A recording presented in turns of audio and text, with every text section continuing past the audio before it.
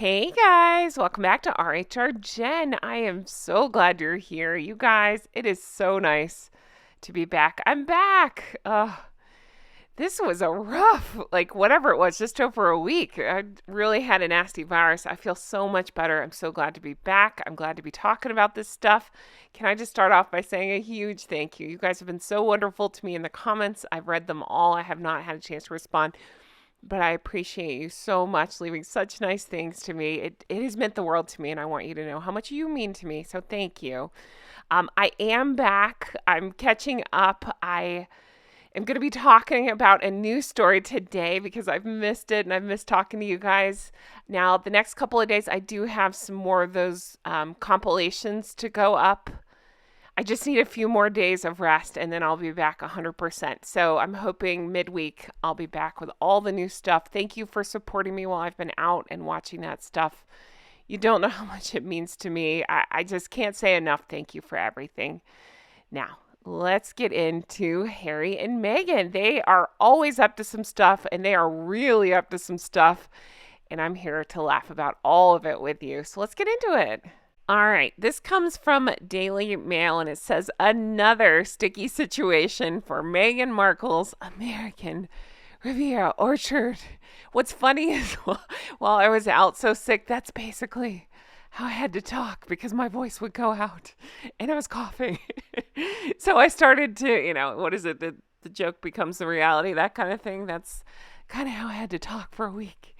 Anyway, so American Riviera Orchard's business as its swirly logo, you guys, that logo, I love it. That logo is biting her in the butt because, it's just so ridiculous and pretentious, just like she is. Swirly logo gets a thumbs down and latest blow for that one's beleaguered brand. I think this is great.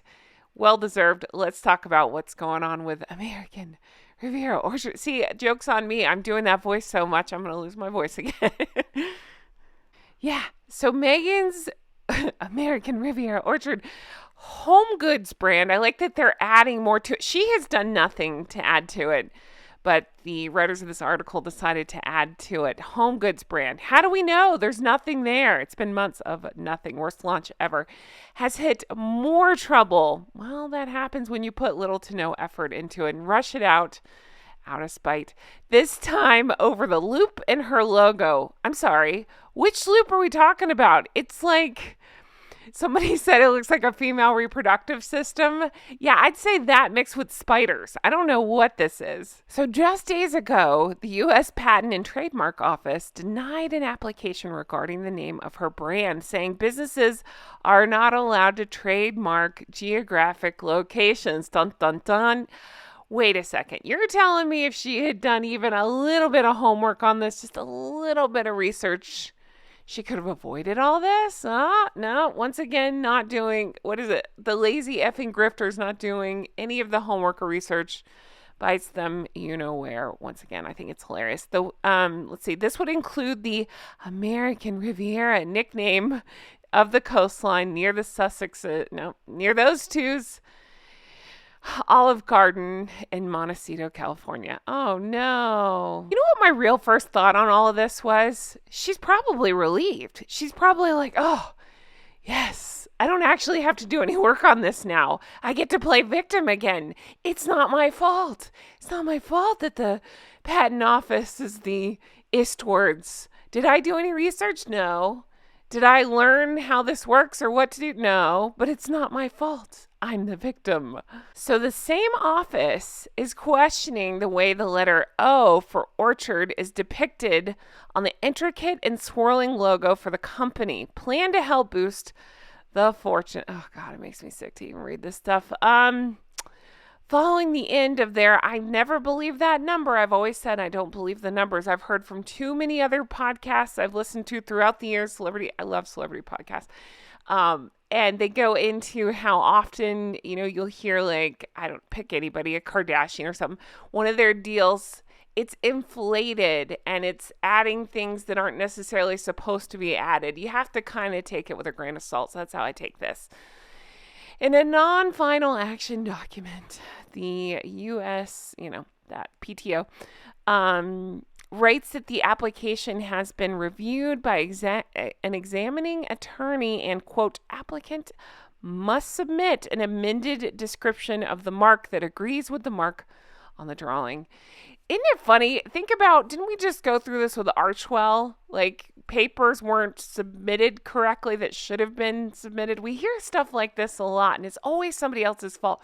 They love to clap back and say, oh, it was handled. There was just a mess up in the office. Remember, that was the last one. Or I don't know, so-and-so left they turn over their staff so quickly. It really is a wonder. Even if they were hard workers, which I'm not saying they are, but if they were, it would be hard to get things done and to keep up with everything because you can't keep your staff in.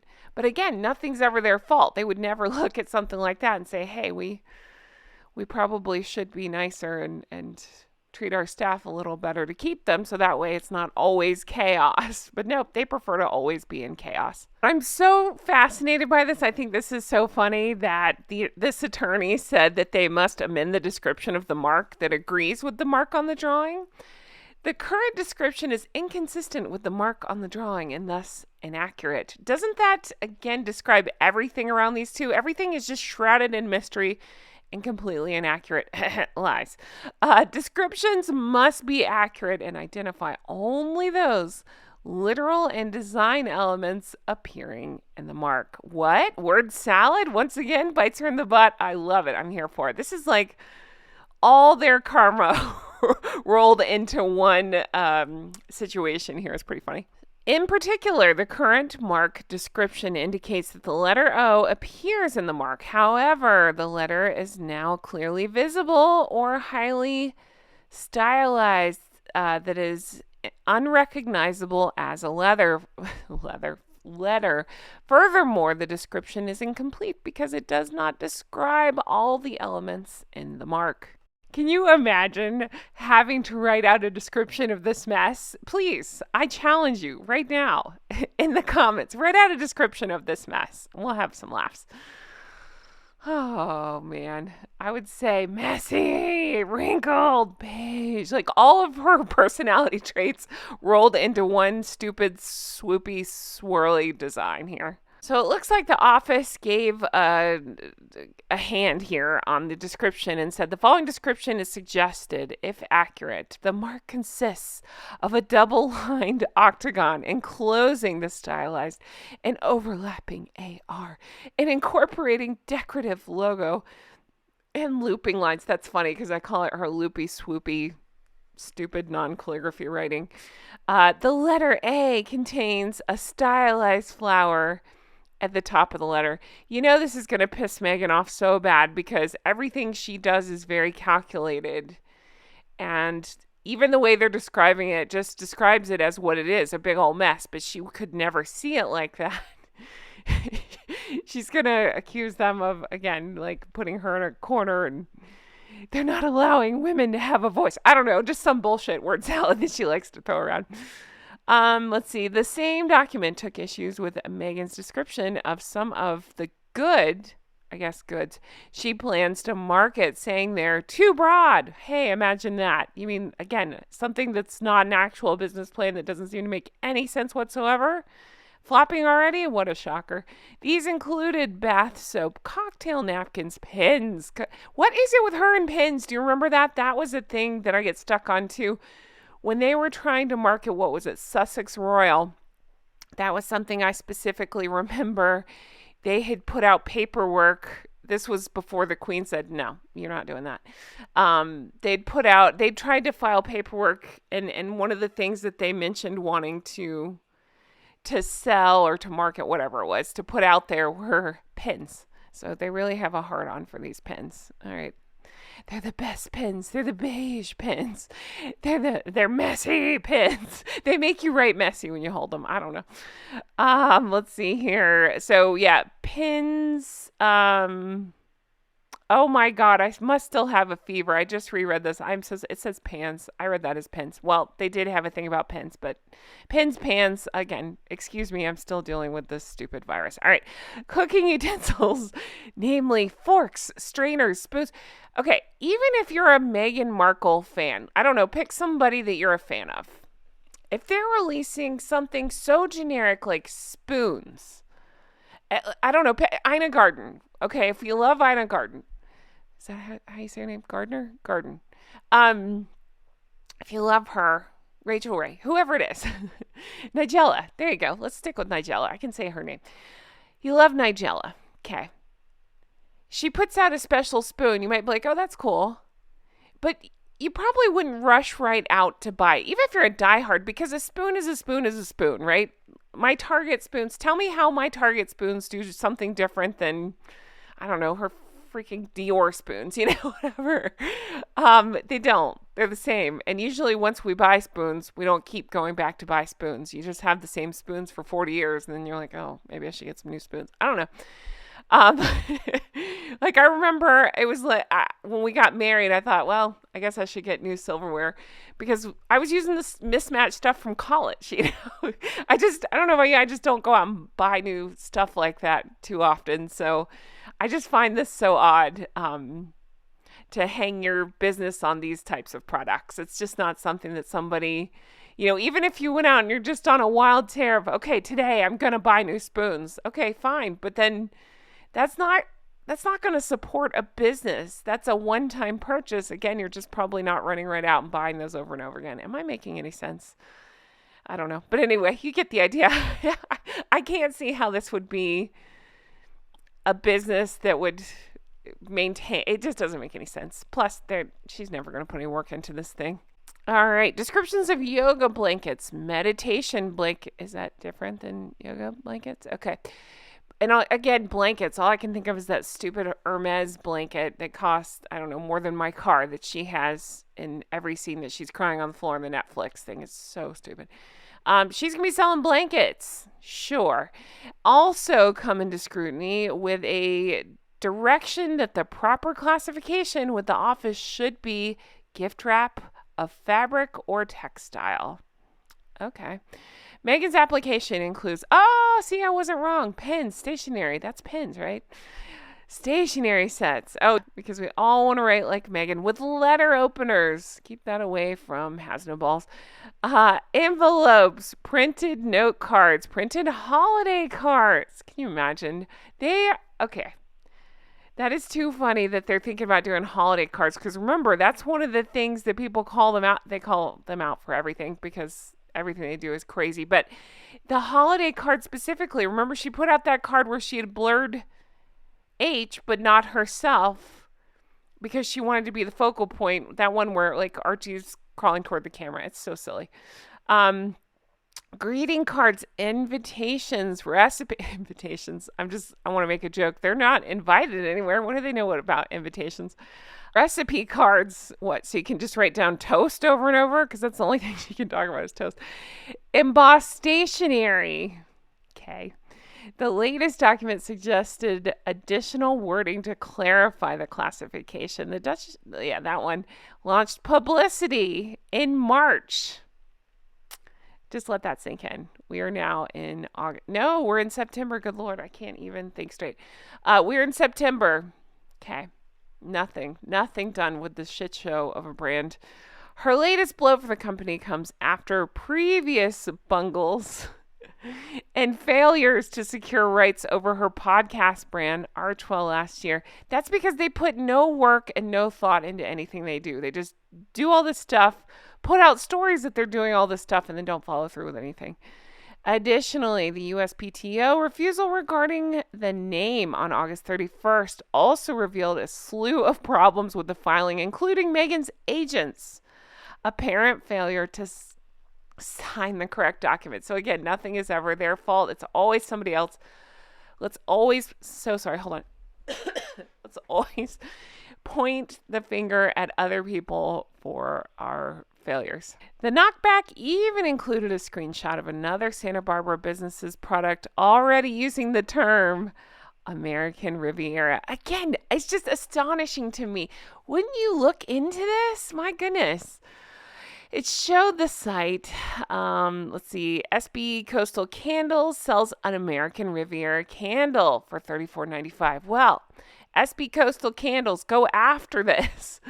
Make sure that I don't know how that works. Can they sue for Harry and Meghan trying to steal their stuff? So it goes on to say registration is refused because they applied for trademark is primarily geographically descriptive.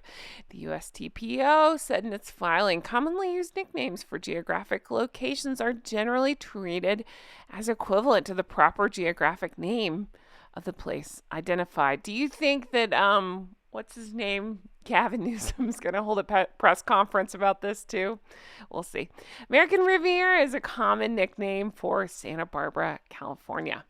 All right, so it continues on. The decision could throw a wrench into the works for the launch of Markle's paddled brand. What launch are we talking about? Again, I like that they pretend like we're headed toward this launch. No, it's been months of nothing. Nothing is happening. There's nothing. I stand by what I said earlier. She's probably like, whew. Now I get to be victim again. I can blame everybody else for this thing not working, not launching, whatever. And, I don't know, go on to focus on myself, my favorite topic. I don't believe she actually wants to launch this thing. I think this is just all steps along the way, but I don't think we're headed anywhere with this thing. But this I found interesting. Her trademark application already suffered an embarrassing setback when the office said she failed to pay $11,382 in international registration fees and other irregularities that needed to be corrected. I say it like that because everything they do, I'm telling you, is covered in irregularities. The article continues. I'm going to leave this here. It is just so nice to be back and to be upright and talking about this stuff with you all. You have no idea.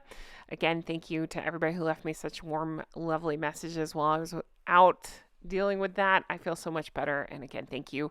So just a reminder, the next couple of days, you're going to hear me. I'd pre-recorded while I was out saying, I'm still sick. Here's a best of compilation. I have a few more days of that and then back to the new stuff. Again, a huge thank you for sticking with me and all the kind, lovely messages. Can't wait to see what Hank and Skank do next. Harry's birthday's coming up, so we'll have lots to talk about that. I want to deep dive some of the stuff that I missed out while I was stuck in bed and just play catch up a little bit. Also, I'm recording with HG Tutor this week. So if you have questions that you would like me to ask for this next round, please let me know in the comments below. It's awesome. I'm happy to pass those along, and I enjoy so much the questions you guys come up with and then hearing his answers to them. So any questions you might have for him, leave those in the comments. And as always, thank you so much for being here, for supporting me. Thank you to my Patreon members for understanding while I was away. Sorry your names didn't get flashed as much as I would have liked. I'm remedying that now. Thank you so much, everybody, for being so kind with me. And I can't wait to get back into this with you all and bring you brand new stuff very soon. Thanks for everything. I'll talk to you again soon. Take care. Have the best day. Bye-bye.